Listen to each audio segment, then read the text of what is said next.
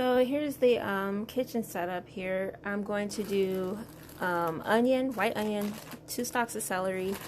I didn't have any stalks of carrots, but I did have these baby carrots already, so I'm going to use what I got and just chop up some baby carrots. That's going to be the first 3 things in the base for this vegetable soup. I'm going to put that in a pot with some thyme and some salt and pepper and some garlic. Okay, so I didn't measure anything. I just did 2 stalks of celery, and I just did an even amount of celery, carrots, and white onions. And so I have my pot on the stove here, and I have some, you all who watch me know that this isn't the first time this has happened, but I got good old-fashioned Crisco because my olive oil decided to jump off the refrigerator and land on the floor, busting open. That was fun to clean up. So we're back to good old-fashioned Crisco vegetable oil. Anyway, I'm going to add all of this to the pot at the same time. What? Yes, at the same time. And let that get nice and juicy. I'm going to add some salt and some thyme and some pepper, and eventually I'll add some garlic. So this should be on medium-low heat. I don't know if I've got a big enough pot going here, but I'm just going to make sure that the oil gets on all the little pieces. Okay, while that's going on, I'm just going to go ahead and peel my potatoes. I just have 2.5 regular white potatoes. It says use Yukon potatoes. It's looking good, smelling good, sounding good. I'm going to pour my potatoes in, and then I'm going to pour in water to cover up the vegetables and add my vegetable bouillon cube. Usually I would have vegetable broth. I have no idea when I ran out of vegetable broth, but it's gone. But I do have these vegetable bouillon cubes, so I'm going to go ahead and put that in a cup of water, dilute it, and then just fill my pot with that in the water. Usually I would have vegetable broth. I have no idea when I ran out of vegetable broth, but it's gone. But I do have these vegetable bouillon cubes, so I'm going to go ahead and put that in a cup of water, dilute it, and then just fill my pot with that in the water. All right, and that's the base of the soup. I'm going to let this sit for 20-25 minutes on medium heat so it can simmer. Next thing we're going to do, this recipe for this vegetable soup calls for frozen peas and corn to be added to the mix after it simmers for about 30 minutes, along with some oat milk. I don't have frozen corn. I have corn on the cob though, so I'm going to go ahead and shuck the kernels off the cob and save them for later to be added into the mix. And then my frozen peas are in the freezer, of course. Just took my knife and moved it down the sides so the kernels came off. So I'm just going to do sliced cucumber and red onion and tomatoes and black pepper and a little bit of lemon juice. That's it. So red onion, cucumber, tomatoes. I leave the red onion big because it's more for the flavor. He doesn't like a lot of onions, so he can pick it out. So the soup has been simmering for about 20 to 30 minutes. It smells good, looks good. I'm going to take my hand blender that I got off Amazon. I love this thing, and okay, the recipe I have calls for oat milk. I'm deciding to use coconut milk. The almond milk I have has vanilla in it, and I don't want that vanilla flavor in the soup. So I'm going to add corn, frozen peas, and coconut milk, just so you can see that this is what it looks like after I blended down the mixture before adding in everything else. Got the corn, the peas. Gonna do about half. I don't know who all I thought I was making food for, but this is a big pot of soup. So I don't know. I'll make some to-go plates. Who wants some?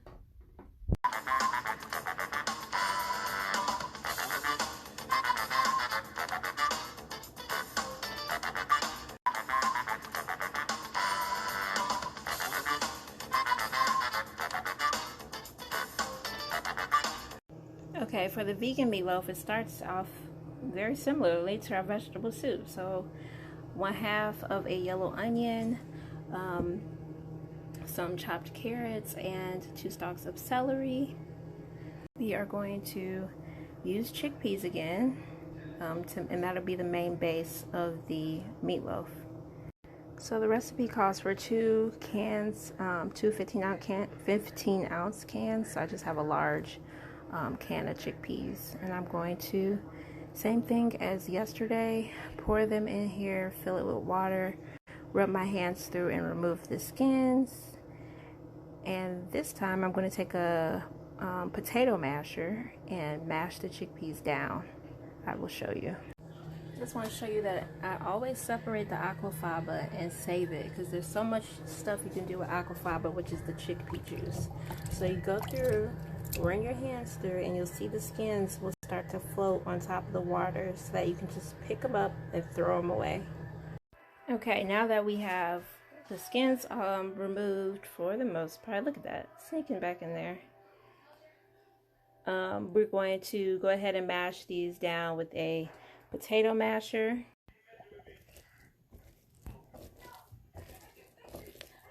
Mash, mash, mash, mash, mash. Put your elbows into it.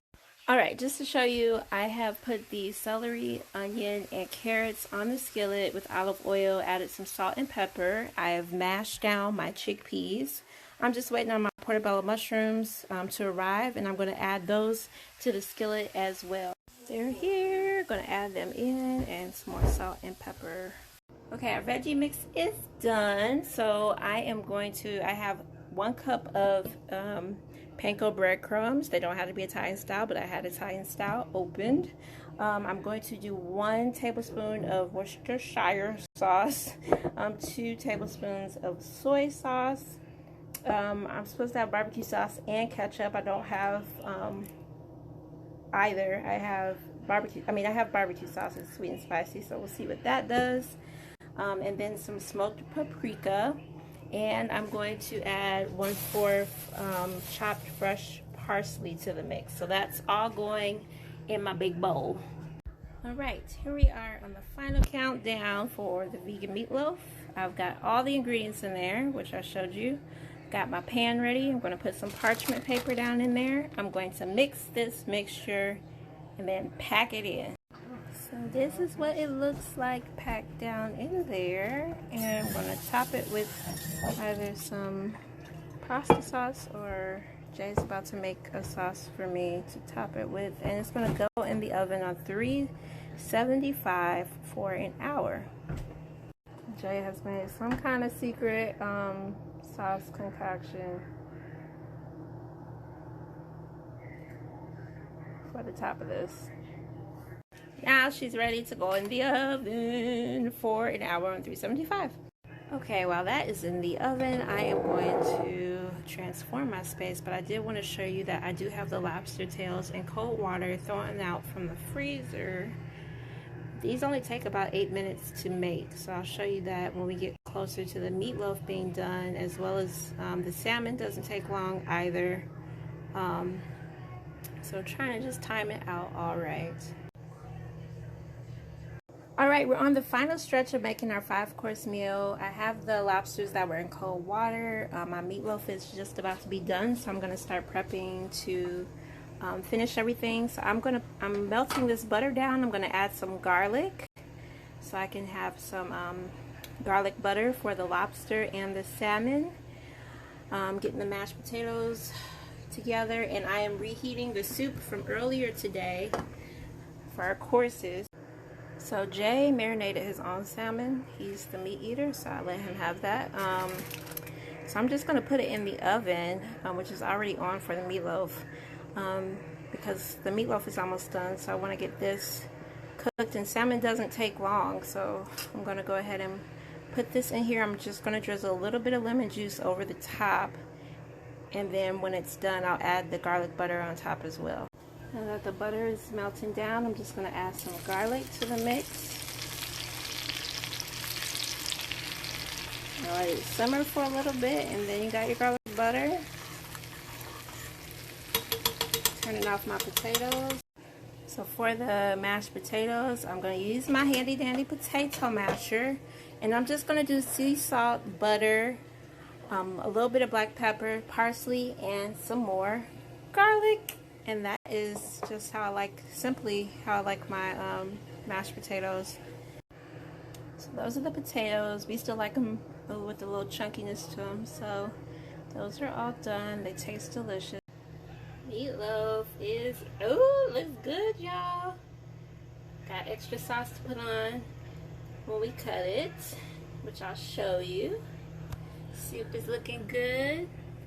Okay, the last and final test, these lobster tails. So here we go. I'm going to take them out of the cold water, and I'm going to hopefully, with my regular scissors, because I don't have shears, cut down to the fin and pull the meat on top of the shell for each one. Okay, so I just cut down the middle of each one, and I'm going to use my fingers to separate the meat from the shell. Okay, so I just cut down the middle of each one, and I'm going to use my fingers to separate the meat from the shell down to this part and lay it on top of the shell. Surprisingly, the first one went way smoother than the second one, but that's okay. And you want to just pull the vein or the poop off of the lobster tail. Alright, and I'm just going to set them in the pan like this, and I'm going to put them in my broiler. So you want to broil them for about 7 minutes. But before I do that, I read this on YouTube. You want to make sure to put melted butter all over so that it does not dry out. It stays juicy in the broiler. So that's what I'm doing here. I'm going to add a little bit of salt and pepper and a little bit of smoked paprika. And this is it. I'm going to put them in like this. They're ready to go, I think. So I'm just going to take the salmon out and put these in the broiler. Then do my makeup in 5 minutes and get dressed. And we'll be ready for our 5-course meal. Can't wait to show you guys. You guys, it was almost ruined. I didn't have no vegetables. I was going to make asparagus, but I'm just going to make broccoli. And I'm just going to make it in the garlic butter that we already had going and steam it real quick. Woo! Saved.